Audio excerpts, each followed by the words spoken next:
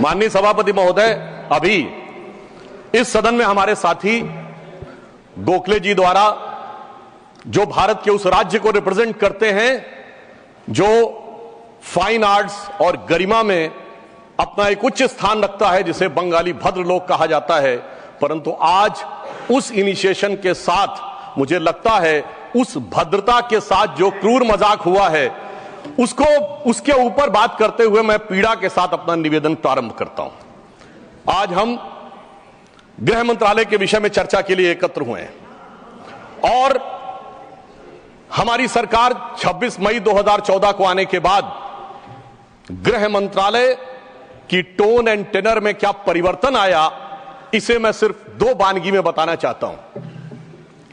26 मई 2014 के बाद आप सबको ध्यान होगा, उससे पहले बीएसएफ जो कि गृह मंत्रालय के अंडर में आता है, पहले उधर से बहुत फायरिंग हुआ करती थी। उसके बाद पहली फायरिंग हुई तो मुझे याद है उस समय राजनाथ सिंह जी गृह मंत्री थे। यहां पे खबर आया कि साहब वहां से कहा जाता था फायरिंग हो तो सिर्फ व्हाइट फ्लैग दिखाना है। आपको पता है कि उस समय गृह मंत्रालय से संदेश गया बीएसएफ के डीजी को कि अब ये मोदी की सरकार है, अब व्हाइट फ्लैग नहीं दिखाया जाएगा, फायरिंग के ऊपर 4 गुना फायरिंग का जवाब दिया जाएगा। और आप सबने देखा होगा पिछले 10 सालों में सीमा पर फायरिंग में शांति आ गई है।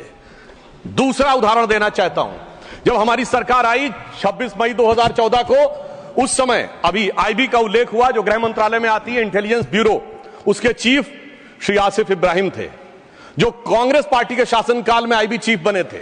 वैसे तो हम किसी भी अफसर को धर्म जाति के आधार पर नहीं देखते, पर उस समय इस बात का प्रचार किया गया था कि देखिए एक मुस्लिम अधिकारी को आईबी का चीफ बनाया गया। परंतु आज तक का भारत का इतिहास है, जब कोई सरकार बदलती है तो आईबी चीफ 1 महीने से ज्यादा नहीं रहता है। परंतु श्री नरेंद्र मोदी जी की सरकार में श्री आसिफ इब्राहिम का 8 महीने का कार्यकाल था और उन्होंने उसे 8 महीने का कार्यकाल पूरा किया। याद रखना चाहिए कि मोदी जी के कार्यकाल का पहला आईबी चीफ मुस्लिम समाज से था।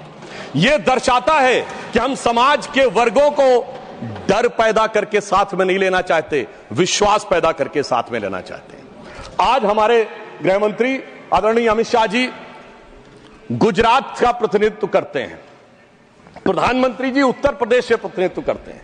सभापति जी, यह संयोग भारत के इतिहास में 3 बार बना है। पहली बार जब सरदार पटेल गुजरात से थे और पंडित नेहरू उत्तर प्रदेश से थे तो स्वतंत्रता का काल था। दूसरी बार लाल कृष्ण आडवाणी जी गृह मंत्री थे और अटल बिहारी वाजपेयी जी उत्तर प्रदेश से थे, तब भारत ने 21वीं सदी में प्रवेश किया था। आज जब अमित शाह जी गुजरात से हैं और मोदी जी यूपी से हैं, तो भारत ने अमृत काल में प्रवेश किया है। अर्थात मैं कह सकता हूं काल के कपाल पर, भारत के भाल पर कुछ तो नया होने वाला है और कुछ ना कुछ तो नया हुआ है, उसे आज समझने की जरूरत है। अब मैं बताना चाहता हूं कि गृह मंत्रालय ने इस दरमियान किस किस प्रकार से कार्य किए। मैं 3 प्रकार के कार्य बताना चाहता हूं। एक, वो कार्य जो पिछली सरकारें भी कर रही थी, वो हमने करके दिखाया। दूसरा, वो कार्य जो पिछली सरकारें कर ही नहीं सकती थी, सोच नहीं पाई, वो करके दिखाया। और तीसरे वो कार्य हैं जिसपे पिछली सरकारों ने एड़ी चोटी का जोर लगा दिया कि नहीं हो सकते, वो भी करके दिखाया। पहली श्रेणी में वो कार्य हैं, यानी मैं मानता हूं दूसरी सरकारों ने भी प्रयास किया होगा कि आतंकवाद की घटनाएं कम हो और अपराध की घटनाएं कम हो। तो मैं बताना चाहता हूं आतंकवाद की जो कुल घटनाएं जून 2004 से 14 के बीच में 7214 थी, जो 14 से 2024 के बीच में 2240 है, 69% की कमी आई है। कुल मृत्यु जो नागरिकों की और सिक्योरिटी फोर्सेस की होती थी उसमें 68% की कमी आई है। नागरिकों की जो मृत्यु होती थी उसमें 81% की कमी आई है। सिक्योरिटी कोर्सेस में जो फोर्सेस की जो मृत्यु होती थी उसमें 46% की कमी आई है। और मैं एक महत्वपूर्ण बात बताना चाहता हूं, स्टोन पेल्टिंग के इंसिडेंसेस 2010 में 2654 थे, अब 0 हैं। ऑर्गेनाइज हड़ताल 0 है, स्टोन पेल्टिंग 0 है, स्टोन पेल्टिंग में जख्मी होने वाले 0 हैं। सभापति महोदय, पत्थर पड़ने के दौर खत्म हो गया, मगर अगर किसी की अकल पे पत्थर पड़ा हो तो उसे बदला हुआ नजारा नहीं दिखाई पड़ता। इसलिए मैं कहना चाहता हूं, चश्मा उतारो फिर देखो यारो, दुनिया नई है चेहरा पुराना। महिला सुरक्षा के लिए एक अलग प्रभार बनाया गया। 2018 में इंटीग्रेटेड हेल्पलाइन बनाई गई और 181 हेल्पलाइन को राज्यों और केंद्र शासित प्रदेशों के साथ जोड़ा गया। फोरेंसिक को मजबूत करने के लिए प्रदेश में डीएनए विश्लेषण और साइबर फोरेंसिक की लैब्स भी बनाई गई।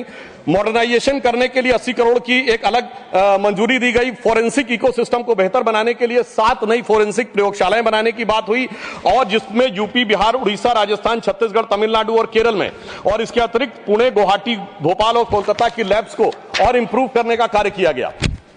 ये वो कार्य है जो पिछली सरकारों ने सोचा नहीं था वो कर पाए। मैं उदाहरण देना चाहता हूं।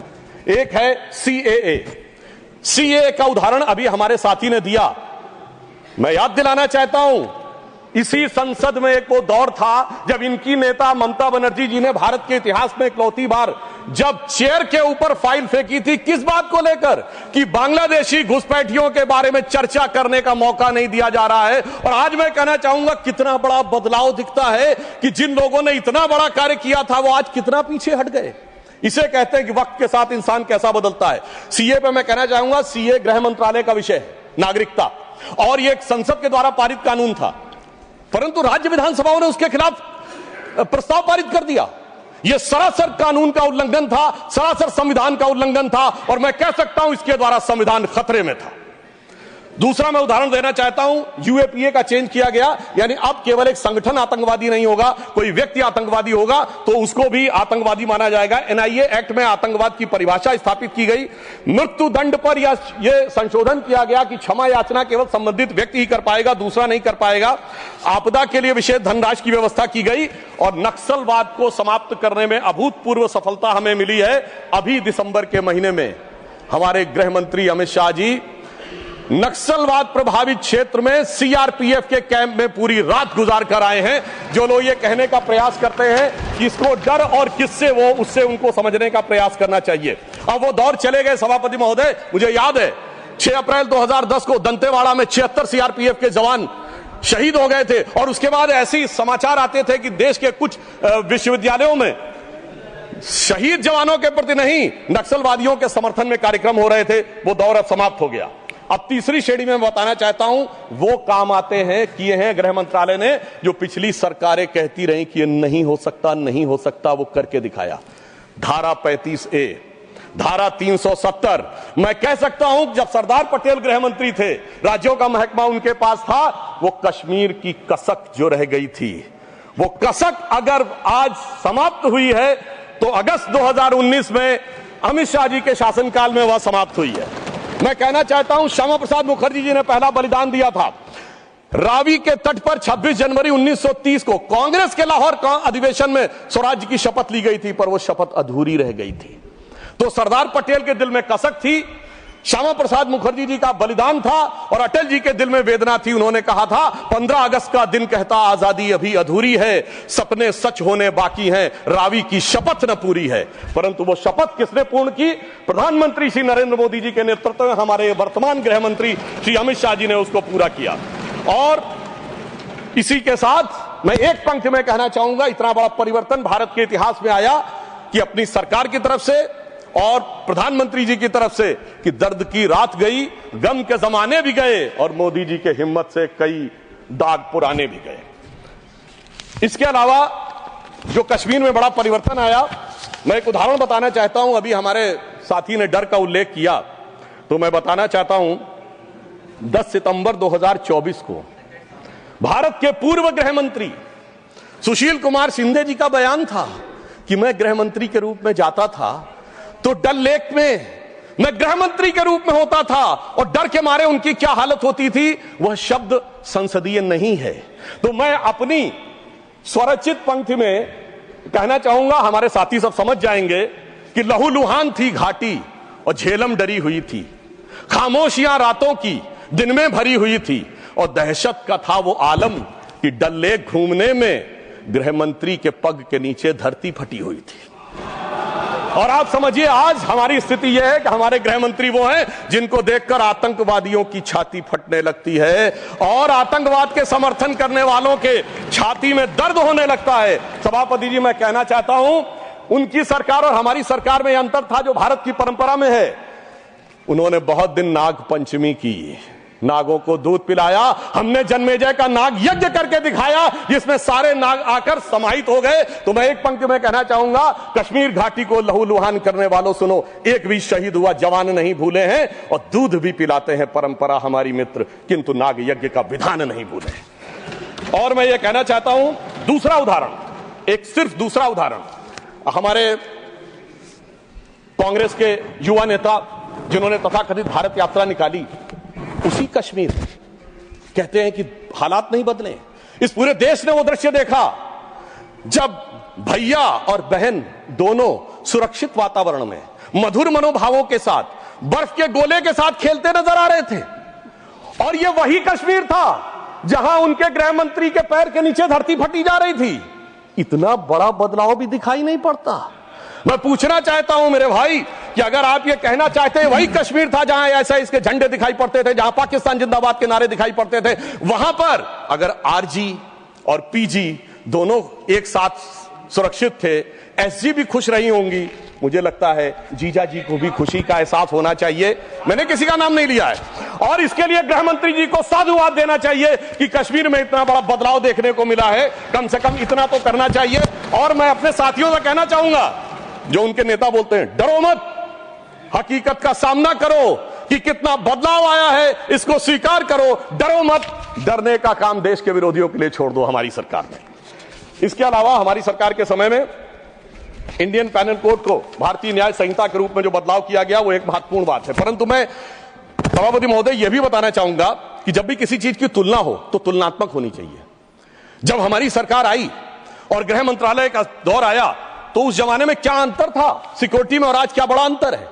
राष्ट्रीय सुरक्षा सबसे प्रमुख दायित्व है, जैसा कि हमारे साथी ने कहा, लॉ एंड ऑर्डर तो स्टेट का सब्जेक्ट है, पर राष्ट्रीय सुरक्षा गृह मंत्रालय की बात मैं पूछना चाहता हूं। हमारी सरकार आने से पहले दिल्ली में धमाके नहीं होते थे क्या? मुंबई में नहीं होते थे? चंडीगढ़, गुवाहाटी, लखनऊ, फैजाबाद, जयपुर, नागपुर, हैदराबाद, कौन सा ऐसा शहर का जहां धमाके नहीं होते थे? चलती ट्रेन में धमाके, चलते बस में धमाके, लोकल ट्रेन में धमाके, और लिखा रहता था बस अड्डे पे धमाका, रेलवे स्टेशन पे धमाका, लिखा रहता था छूना नहीं धमाका हो जाएगा। मगर इसके बावजूद आज वो केवल दक्षिण कश्मीर के 4 जिलों तक सीमित हो गया है। इसके बावजूद इतना बदला हुआ नजारा नजर नहीं आता है। यह दर्शाता है कि कितना पूर्वाग्रह की दृष्टि है। और यह भी मैं बताना चाहता हूं, इस सरकार, पिछली सरकार के शासनकाल में जांच के अंदर किस प्रकार का कार्य हुआ, मैं 2 चीजों का उदाहरण देना चाहता हूं। समझौता एक्सप्रेस केस दुनिया के इतिहास का इकलौता केस होगा कि पहले वहां सरकार जांच कर रही थी कि पाकिस्तान ने कराया, अचानक यू टर्न ले लिया और तथाकथित हिंदू आतंकवाद पे आ गए। किस आधार के ऊपर? आरोपी के रूप में असीमा आनंद जी का जेल में इंटरव्यू। मैं पूछना चाहता हूं जेल में इंटरव्यू कैसे हुआ? बजाय इंटरव्यू लेने वाले पे कार्रवाई होने के पुलिस के सामने दिया गया बयान एडमिसिबल नहीं होता है और इंटरव्यू के आधार के ऊपर चेंज कर दिया। जबकि डेविड कोलमैन हेडली की तीसरी पत्नी फौजिया का अमेरिका में दिया इंटरव्यू है जिसमें सीधे सीधे उसने कहा कि यह पाकिस्तान का इन्वॉल्वमेंट था। दूसरा उदाहरण देना चाहता हूं, इशरत जहां केस। यह दुनिया के इतिहास में इन्वेस्टिगेटिव एजेंसी में एक अद्भुत उदाहरण होगा कि पहले भारत की आईबी और सीबीआई दोनों कह रही थी कि इशरत जहां आतंकवादी है, फिर अचानक सीबीआई ने स्टैंड चेंज कर दिया और कहा वो आतंकवादी नहीं है। मगर सभापति महोदय, आईबी चीफ कहते रहे कि वो आतंकवादी है। यानी ऐसा विचित्र उदाहरण था कि एक ही सरकार की 2 एजेंसी एक दूसरे के खिलाफ बोल रही थी। और जब हमारी सरकार आई और वो हलफनामा बदलने का आधार पूछा गया तो सभापति महोदय फाइल गायब थी। यह दर्शाता है कि सिक्योरिटी का किस प्रकार से मजाक उड़ाया गया। 26/11 का हमला हाफिज सईद ने कराया, यह इनकी सरकार मानती थी, मगर हमारे कई सम्मानित नेता उस तरफ बैठे जो कहते थे आरएसएस ने कराया। सिक्योरिटी का जिस प्रकार का मजाक इनकी सरकार में उड़ाया गया है, यह दर्शाता है कि वो सिक्योरिटी किस प्रकार की थी। मुझे समझ में नहीं आ रहा था कि वो लोग जो अपने जमाने में क्या कहते थे कि इशरत जहां बेटी है, याकूब मेनन की जुडिशियल किलिंग हुई है, अफजल हालात का मारा है, जाकिर नायक शांति का मसीहा है, ओसामा जी हैं, हाफिज साहब हैं, इस हालात के बाद क्या होना था? मैं पूछना चाहता हूं, ये डर के बोल रहे थे या प्रेम से बोल रहे थे? या आपकी मोहब्बत की दुकान के सरमाएदार थे या मोहब्बत की दुकान के खरीदार थे? और मैं सिर्फ अब 2 स्टेटमेंट कोट करना चाहूंगा उस सरकार की हालत के लिए। 20 जनवरी 2013 को तत्कालीन गृह मंत्री सुशील कुमार शिंदे जी ने जयपुर में वक्तव्य दिया कि आरएसएस के कैंप्स में टेरर ट्रेनिंग की जाती है। और जब सुषमा स्वराज जी ने आके सदन में पूछा, गृह मंत्री ने अपना बयान वापस ले लिया। सोचिए, इस प्रकार का मजाक भारत की सुरक्षा के साथ कभी सुनाई नहीं पड़ता। और 14 जुलाई 2011 को कांग्रेस के एक चिर युवा नेता जो चिर क्रोधित और चिर आक्रोशित रहते हैं, उन्होंने एक वक्तव्य दिया था, but terrorism is something that is impossible to stop all the time.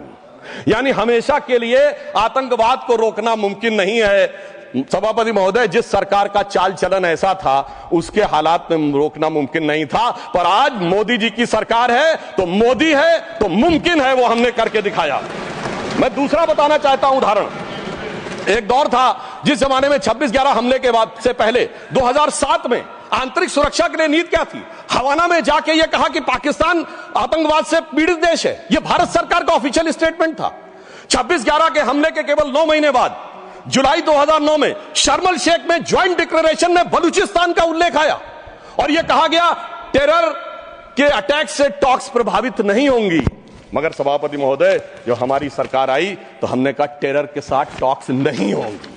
और जब से मोदी जी की सरकार आई है, हमने इस बात को बिल्कुल साफ साफ कर दिया है और इसीलिए पिछले 11 साल ऐसे हैं जब कोई औपचारिक द्विपक्षीय वार्ता नहीं हुई। सभापति महोदय, क्योंकि जब से हमारे गृह मंत्री जी आए हैं, हालात में जानते क्या बदलाव आया है? उस जमाने में शांति के कबूतर उड़ा करते थे, अब गुरु गोविंद सिंह जी के बाज उड़ते हैं। और जिसे हम अपने लखनऊ की भाषा में कहते हैं कि अम्मा मियां वो दिन लद गए जब उस्ताद लल्लू खा फाख्ते उड़ाया करते थे। और अब वो बदलाव ये देखने को मिला है। ये लोग तो वो हैं सभापति महोदय जिन्हें भारत इतना कमजोर चाहिए था, किसी संसद भवन की छत के ऊपर जो शेर बने हैं उसके लिए लोग गए थे कोर्ट में कि शेर ज्यादा आक्रामक दिख रहे हैं। यानी इन्हें शेर बिल्ली जैसे चाहिए थे, बिल्ली जैसे नहीं, भीगी बिल्ली जैसे चाहिए थे। परंतु शायद ये भूल गए कि हमारे प्रधानमंत्री जी और गृह मंत्री जी गुरु गोविंद सिंह जी से भी प्रेरणा लेते हैं, शिवाजी महाराज से भी प्रेरणा लेते हैं, महाराणा प्रताप से भी प्रेरणा लेते हैं। और उनकी तरफ से हमारी नीति के लिए कहना चाहूंगा कि मन में है धैर्य और तन में प्रचंड शौर्य, बन चंद्रगुप्त मौर्य प्रलय मचाएंगे। और महाराणा और शिवा की संतति कहाते हम शीश कट जाए भले झुकने ना पाएंगे। और बार बार छेड़िए ना भारत स्वाभिमान को, अन्यथा बाद में बहुत पछताएंगे। सौगंध मां भवानी की उठेगी ललकार जब आपके घरों पे चील कौवे मंडराएंगे। और ये आपने देखा, ये बालाकोट में भी दिखा, ये सर्जिकल स्ट्राइक में भी दिखा। तो तब हमारे विरोधी क्या कहते थे? आदमी मरे थे कि कौवे मरे थे, पेड़ गिरी थी कि बिल्डिंग गिरी थी। इस प्रकार के मजाकिया बात करने वाले लोगों को मैं बताना चाहता हूं कि भारत की व्यवस्था, अभी एक विषय का उल्लेख आया हमारे साथी ने, मैं एक बात पूछना चाहता हूं। वोटर डुप्लीकेशन की बात हमारे विरोधी उठाते हैं। मैं कहना चाहता हूं, अगर वोटर डुप्लीकेशन की बात करना चाहते हो तो पहले सिटीजनशिप डुप्लीकेशन तो क्लियर कर लीजिए। क्यों नहीं एनआरसी के लिए हां बोल देते हैं, उसके बाद यह मुद्दा ही खत्म हो जाएगा। भाई, जब आप कह रहे हैं कि वोटर्स को लेकर आपके मन में संदेह है तो एक बार एनआरसी करवा दीजिए, दूध का दूध पानी का पानी। मगर सभापति महोदय, एनआरसी क्यों नहीं करानी है? उसका कारण यह है कि पिछले चुनाव में सबसे बड़ी जीत कहां पे हुई है? असम की धुबरी सीट पे कांग्रेस के नेता रकीबुल हसन 10,25,000 से जीते हैं। और असम के जो हमारे साथी यहां बैठे होंगे, धुबरी को मिनी बांग्लादेश कहा जाता है। तो इसलिए एनआरसी नहीं करानी है, मगर डुप्लीकेशन का मुद्दा उठाना है। मैं पूछना चाहता हूं जो लोग इस विषय को उठाना चाहते हैं। सर, मैंने तो बोला ही नहीं, मैंने तो सिर्फ ये तारीफ की वो जीते हैं। I have just put up the facts and nothing personal. I have said he has got the biggest. Sir, हमने तो सिर्फ एक डाटा बताया है। Sudhanshu ji, take your seat. Honourable members, एक second, 1 second. Honorable members, my very extensive ruling is there that this House, the Council of States, is well within its rights to discuss conduct of any person, including member of that House. Not, I will look into it. Look here. 1 second. 1 second. Honorable HM. मान्यवर, मैं बड़े ध्यान से माननीय सदस्य का भाषण सुन रहा था। इन्होंने कोई टिप्पणी माननीय सदन के दूसरे सदन के सदस्य के लिए नहीं की। इनका जीत का मार्जिन बताया, वो रिकॉर्ड का हिस्सा है मान्यवर, भारत के चुनाव आयोग के रिकॉर्ड का हिस्सा है। और इसमें अगर थोड़ा ऊपर नीचे होता होगा 2-5 हजार, तो कल भाई लेटर देकर सुधार देना सुधांशु। नहीं, एक सेकंड, माननीय सदस्यगण, इसी सदन में जब तत्कालीन सदन के नेता पीयूष गोयल जी ने लोकसभा के सदस्य जिन्होंने विदेश में जाकर भारत पर कुछ टिप्पणियां की थी वो मुद्दा उठाया तो एक पॉइंट ऑफ ऑर्डर रेज किया गया और पॉइंट ऑफ ऑर्डर का मैंने निर्णय दिया और मैंने कहा कि अपने रूल स्पष्ट हैं और रूल ये कहते हैं कि लोकसभा के सदस्य के बारे में चर्चा यहां हो सकती है। अंकुश एक है नियम में, नियम बहुत स्पष्ट है कि आप आरोप नहीं लगा सकते और आरोप लगाते हो तो सभापति को सूचित करो। मैंने बारीकी से तत्कालीन सदन के नेता पीयूष गोयल का बयान देखा। उन्होंने लोकसभा के सदस्य के बारे में जो कुछ कहा वो हूबहू लंदन में उन्होंने कहा और चूंकि वो भारत विरोधी था, as it is I have to give my ruling. Sudhanshu ji, you will conclude tomorrow. The House stands adjourned to meet at 11 a.m. Thursday, the 20th of March 2025, with one clarification from my side. When I was talking about jurisdiction, the jurisdiction was with respect to CBI and not IB.